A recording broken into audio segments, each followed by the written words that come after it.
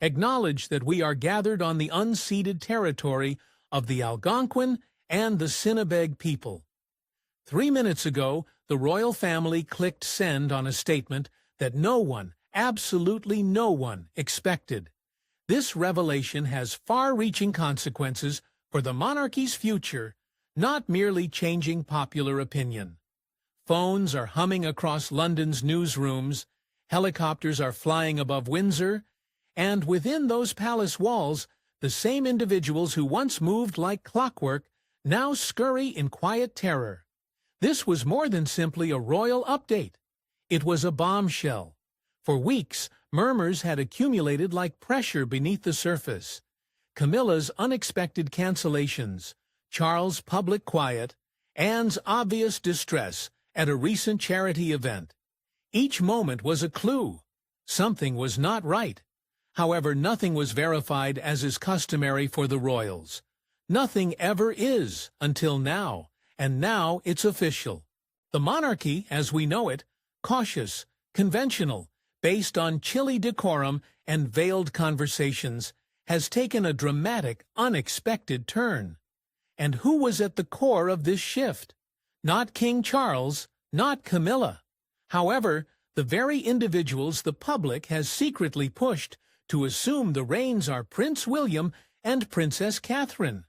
The palace's proclamation uses carefully chosen terms like transition, modern values, and public trust, phrases that rarely occur in royal communications unless there's a crisis developing behind the scenes.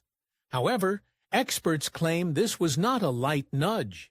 This was a correction, a message to the world, and to some members of the palace walls, that Camilla's days of directing the decisions and Charles protecting her from scrutiny are finished. And if you think Camilla gave up easily, think again. There have been allegations of yelling behind closed doors. Staff were summarily terminated. Private tears. Even royal guards claimed the tension last week was unlike anything they've seen since Diana's death. And make no mistake, this wasn't simply a PR stunt. This was a reckoning. But here's where it becomes even more surprising. The most powerful moves were not made by the king. They were not even created by courtiers or attendants. According to many sources, Prince William and Princess Catherine arranged this shift, this profound, irreparable break, in complete secrecy. Quiet meetings, late-night calls, and a plan that took months to complete. So, what did the royal family announce? Why now? Who stands to lose the most? Because, although the crowds rejoice outside Kensington Palace, not everyone within is happy. Some feel deceived, others are upset, and one royal figure in particular may never recover from what has occurred. Let's start at the beginning. Before the world knew, before the headlines burst, and before the palace gates trembled, the leak that caused this situation was unintentional. It began with a whisper, nothing more than a whispered sentence heard in a corridor. However, in the royal household, even a whisper might start a firestorm. Just days before the formal announcement, a late-night telegram message surreptitiously lit up the phone of a well-connected British tabloid writer who sent it, an unnamed person with confirmed palace clearance, who has seen the first draft of the royal family's internal correspondence. No names or titles were mentioned. Only the words, "A senior figure is stepping back." It is happening this week. Initially, the journalists did not believe it. Rumors circulate continuously about the monarchy. Most of them are unfounded. However, something about this communication seemed different. Within an hour, another message arrived. Camilla was blindsided. By the morning, it was too late to contain. The piece had not yet been published, but word had already traveled.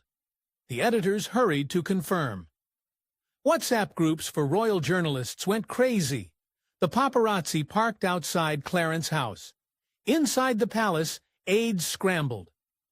Everyone had broken ranks, and the fallout was already leaking into the media cycle. It wasn't intended to go public like that. According to palace sources, The news was intended to be delivered gingerly, accompanied by a series of carefully choreographed ceremonies to smooth the transition.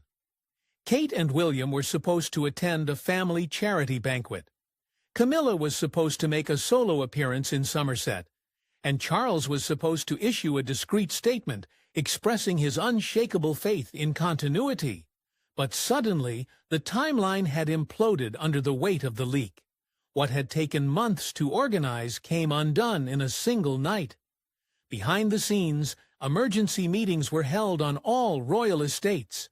Charles, who was still suffering from stress-related fatigue, was taken from a secret countryside retreat and brought back to Windsor. His team called for calm. His personal assistant even suggested delaying the announcement until the leak could be discredited or reshaped, but by then it was too late. Sky News carried a program at midday with a prominent chyron. Is Camilla stepping down? The Guardian and the Times expressed cautious conjecture, while tabloid headlines blared, "Royal power shift imminent."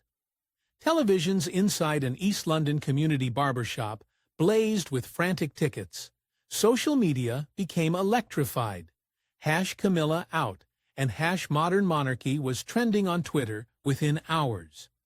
Meanwhile, Camilla, who apparently had no knowledge of the leak, was attending a seemingly ordinary garden party held by one of her patrons.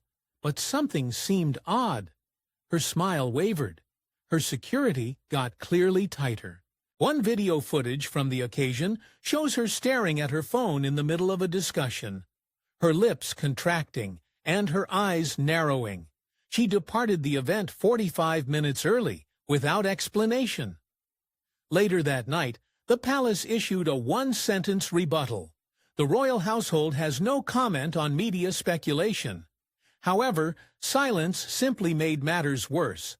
By midnight, journalists were releasing timelines, Reddit threads were deconstructing Camilla's public diary, and former royal staffers were appearing on podcasts with cryptic pronouncements like, "This is the beginning of something much bigger."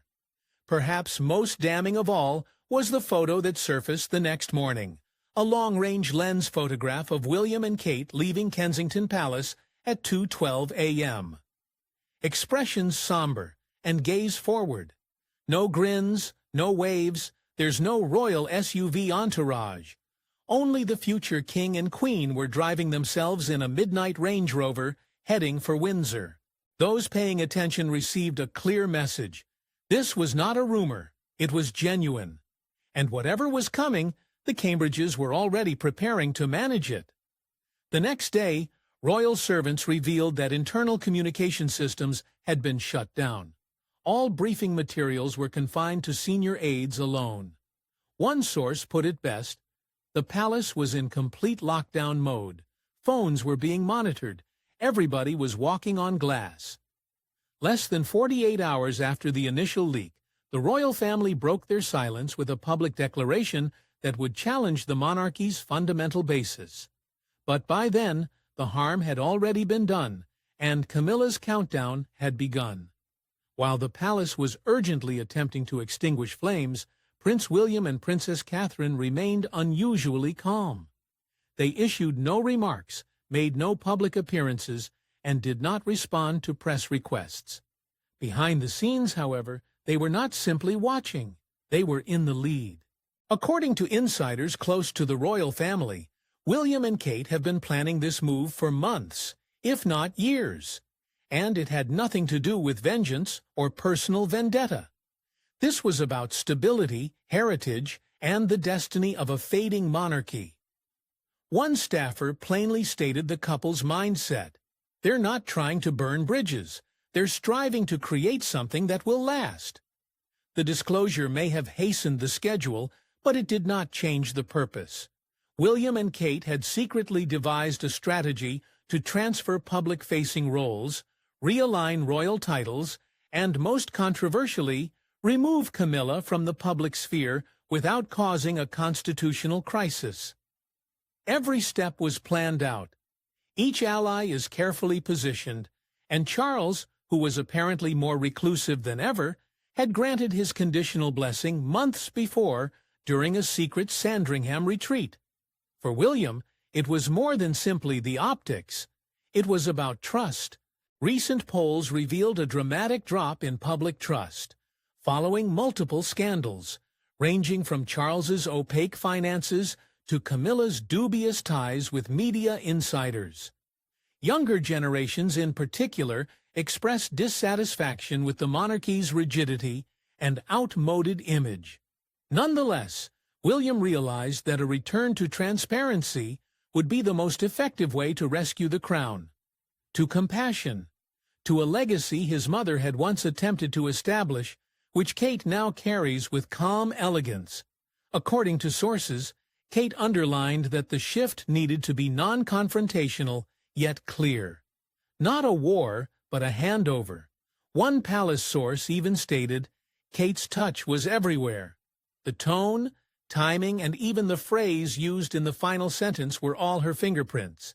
Behind the scenes, Catherine allegedly formed clandestine relationships with senior aides from several royal homes, including Anne's office, the Wessexes, and even younger staffers inside Charles's circle who felt alienated by Camilla's power. The tide gently and silently began to change. She wasn't loud. She did not need to be. Those close to her refer to her tactic as silent strength.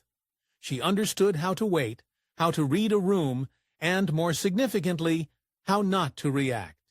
Particularly when Camilla's supporters attempted to lure her into drama during previous public appearances.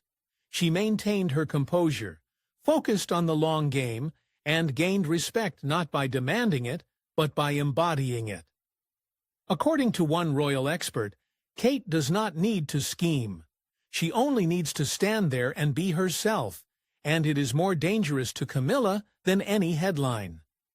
In the days leading up to the announcement, William made one phone call that clinched the deal.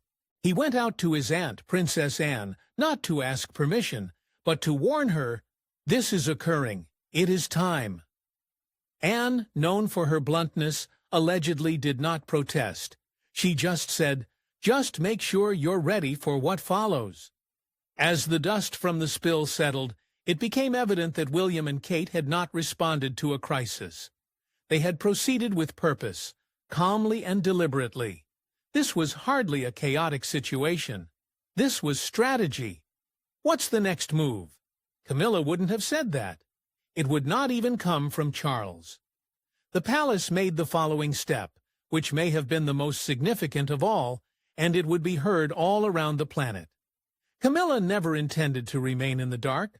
For years, she had worked her way into Charles's inner circle, ensuring that no decision, major or little, was taken without her input. She wasn't only a consort, she was the gatekeeper, a strategist. Some believe she's a peaceful queen in every manner except name. But not this time. Camilla's outrage was immediate when she learned of the leak, less than 24 hours before the official announcement. Aides said she burst into Charles' private rooms, eyes crimson with surprise and voice harsh with treachery. "How long did you know?" she demanded. His silence was a sufficient response. Insiders described the clash as violent. Camilla accused Charles of allowing her to be publicly humiliated and of prioritizing his image over his vows. "You stood in front of the world and crowned me," she reportedly yelled, "and now you take it all away, as if it mattered nothing?"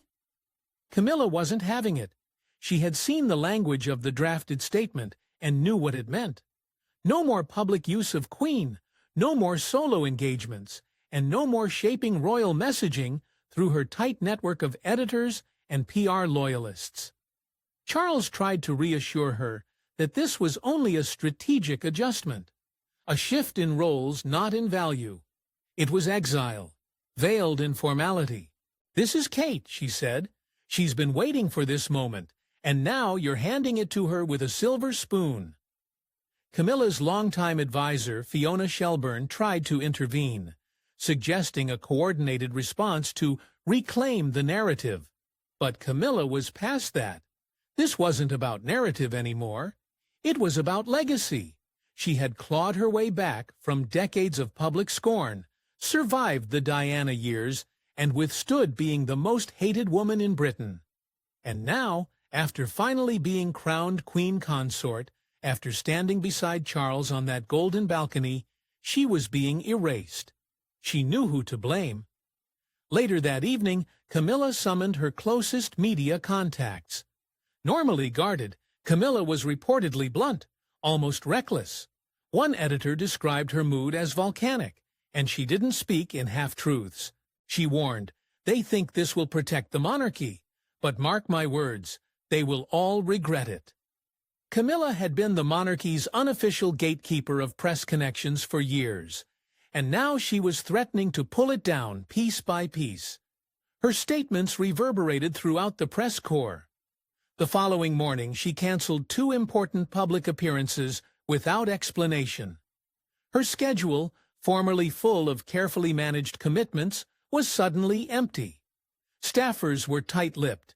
Some were relocated, while others were simply informed, "You won't be needed next week." Then came the picture.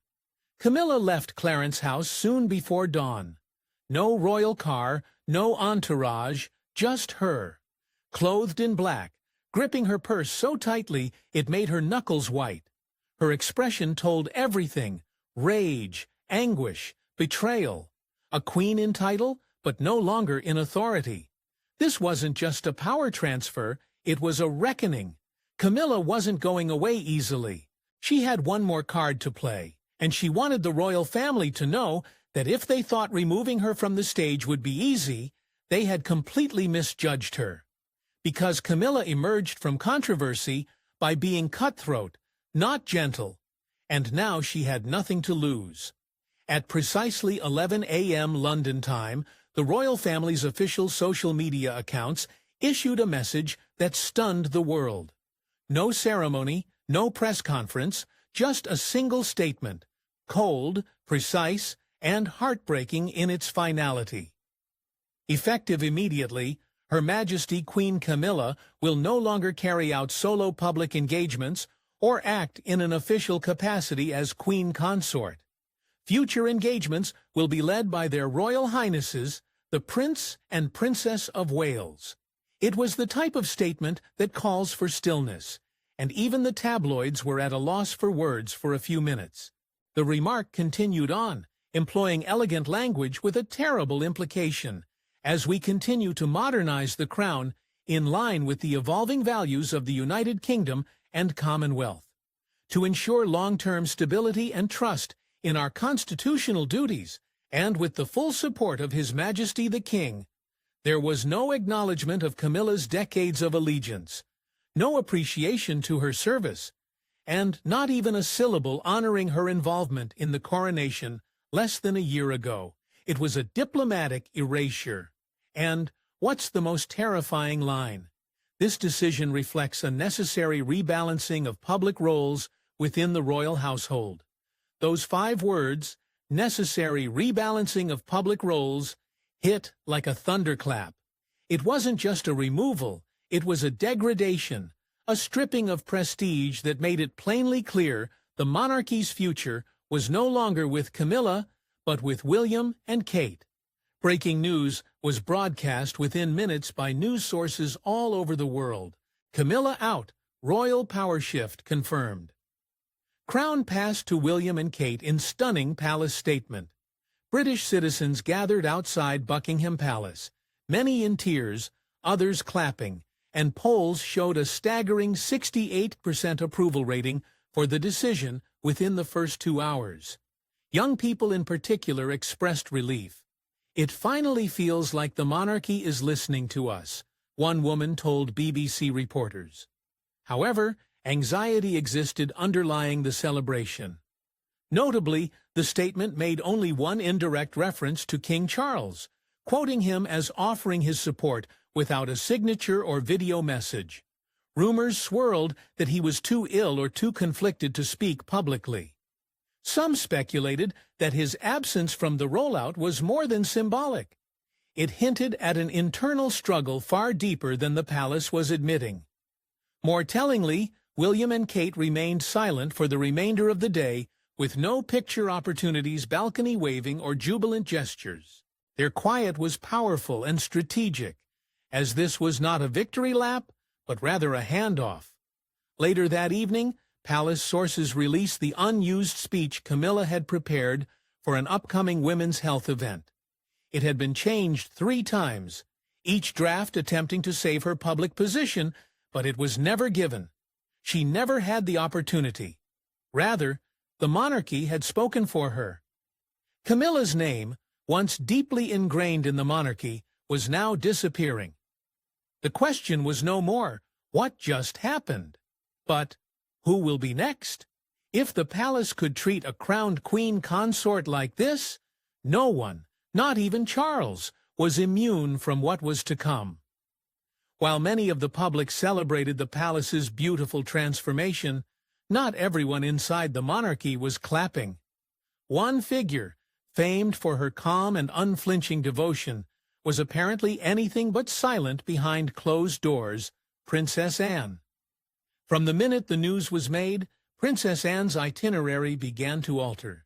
2 public engagements were abruptly postponed due to private obligations, but sources believed the true reason was far more personal.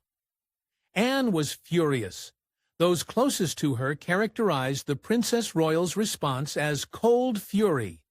She thought Camilla, for all her shortcomings, had been surprised and humiliated. Anne, ever the traditionalist, regarded the decision as betrayal, not only of Camilla, but of her mother's heritage. She didn't agree with Camilla's rise to queen consort, according to a staff member. But once it was official, once the crown was placed on her head, Anne believed it should stand. Period. The monarchy, according to Anne, was not supposed to be reactive. It was established on continuity, not popularity. And removing Camilla in such a public clinical fashion reeked of appeasement, bowing to the press, polls, and worst of all, the whispering of outsiders. But the moment that ultimately broke the already shaky unity occurred during a private meeting at Windsor, just hours after the decision was made. According to various accounts, Anne addressed Prince William in a sitting area normally used for diplomatic visits. She allegedly entered without knocking, face pale, jaw set, and began with a single sentence. This is not what Mother wanted. William, taken off guard, kept his ground, calm, respectful, but unflinching. And with all due respect, this isn't about the past. It's about the crown's future. The conversation quickly escalated, with Anne accusing him of allowing sentimentality and public pressure to rewrite duty. William responded that the public no longer saw the monarchy as credible under the current structure, and that his generation had a responsibility to rebuild trust rather than simply preserve tradition. Anne allegedly concluded the conversation with a phrase that hushed even the aides present. "You may hold the future, William, but you've broken the spine that held us together." She departed the party early, and later that night she refused a private dinner invitation from the Wales, an unusual and significant move. When questioned about the changes at a military function a few days later, Anne paused, managed a weak smile, and simply answered, "The crown has always weathered storms. This one too shall pass. But not all wounds heal over time." Charles, stuck between his son and his sister, allegedly avoided addressing the revelation entirely. He spent most of the next weekend at Highgrove, barely accepting calls and releasing no additional comments. Aides described his attitude as subdued, nearly absent. Camilla, on the other hand, entirely withdrew from public life, refraining from making any remarks, interviews, or photographs.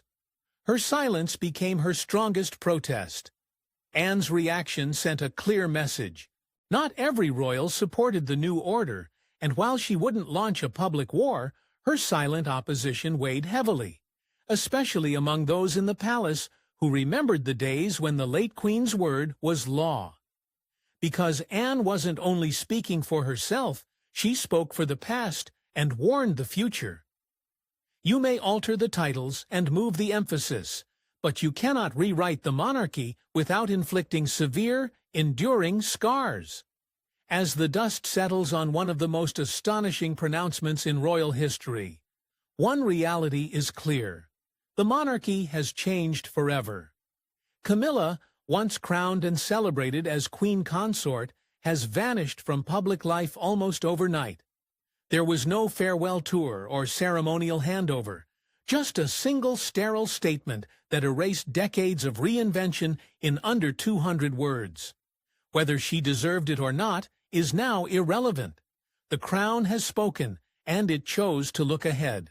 King Charles, who was once set to define a new royal period, is now a passive spectator to his son's stealthy ascension. His voice is gone from the announcement, and his hand is unseen in the reshuffling of power. Because this moment, the reorganization, realignment, and rebalancing is not Charles's. It belongs to William and Kate. The Cambridges are now solely in charge of shaping the monarchy's future, and their actions will be interpreted as royal gospel. While some, such as Princess Anne, may criticize their path to power, the public has spoken.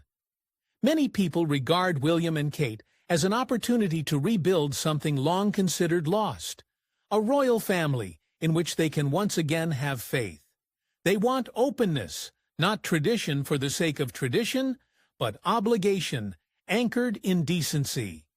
Yesterday afternoon, outside the gates of Kensington Palace, a small girl held up a placard, scrawled in crayon and innocence, with 5 words that have reverberated through generations.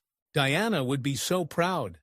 The monarchy has begun a new chapter, not with trumpets of thrones, but with silence, planning, and a gradual seismic change in power. And as the world watches, one thing is clear: the old guard has fallen and the new monarchy has started.